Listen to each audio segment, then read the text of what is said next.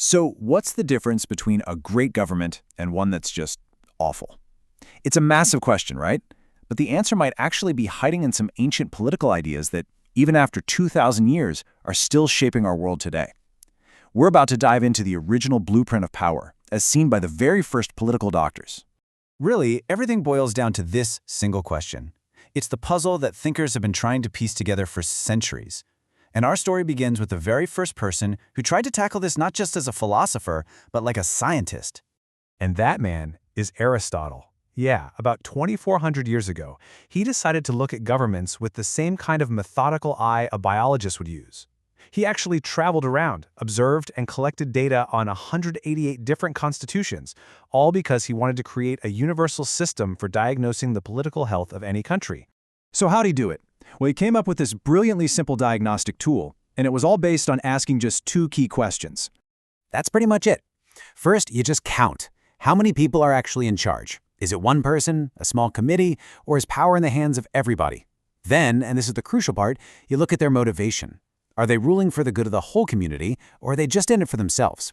The answers to those two questions, he said, reveal everything. And when you put those answers together, you get this elegant and simple grid. By combining the number of rulers with their motivation, Aristotle's framework gives you 6 basic types of government, neatly sorted into their good versions and their corrupt or, twisted up counterparts. And here's the absolute key to understanding Aristotle. For him, the number of people in charge was way less important than why they were in charge. Any of these systems, whether it's ruled by one person or by millions, could be a force for good, and any of them could become corrupt. Let's break that down a bit. Okay, so when one person rules for the good of everyone, that's a monarchy. Think of a wise and just king. But when that same ruler starts using fear and power just to benefit themselves, the government twists into a tyranny. See? Same number of rulers, but a totally different outcome. And this same logic applies when a small group is in charge. When it's the best, most qualified citizens making the decisions, Aristotle called that an aristocracy. It actually comes from the Greek words aristos, for best, and kratos, for rule.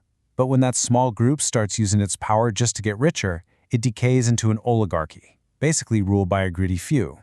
And this is where Aristotle gives us a really important warning. Even when the people rule, a democracy, it can go wrong.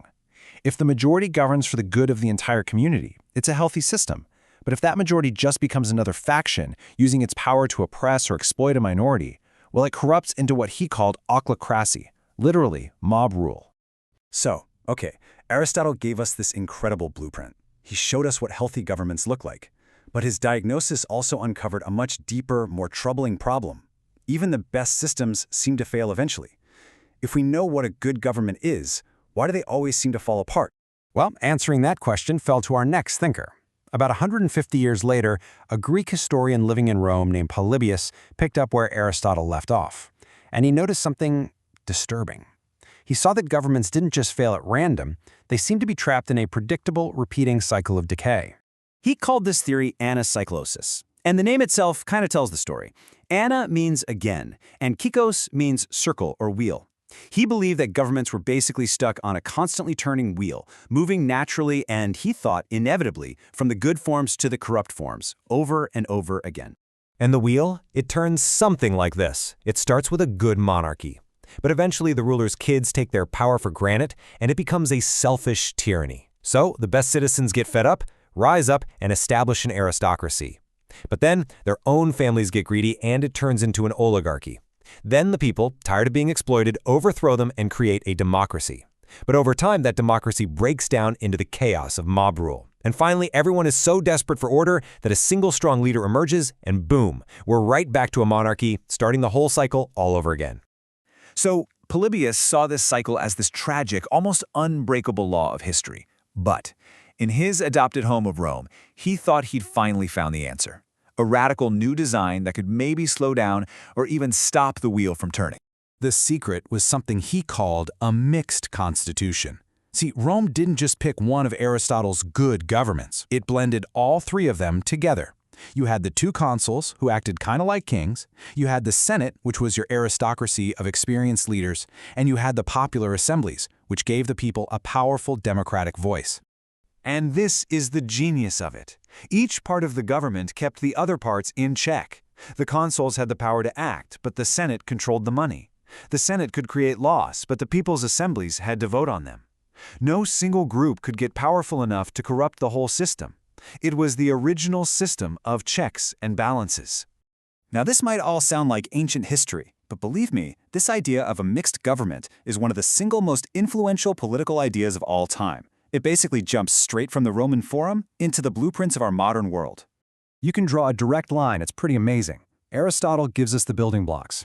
Polybius spots the cycle of decay and comes up with the mixed government as the fix. And then, nearly 2,000 years later, America's founders, guys like John Adams, who read Polybius obsessively, they took this exact idea and ran with it. It's really no coincidence. The American system is a modern mixed constitution. The president is the monarchical part, the single executive. The Senate was originally designed to be a kind of aristocratic body, with wise, experienced leaders, and the House of Representatives is the purely democratic branch, representing the will of the people. It's the Roman model, just adapted for a new age. And that brings us to our final big question. This ancient solution, the mixed government, was designed to stop that cycle of decay.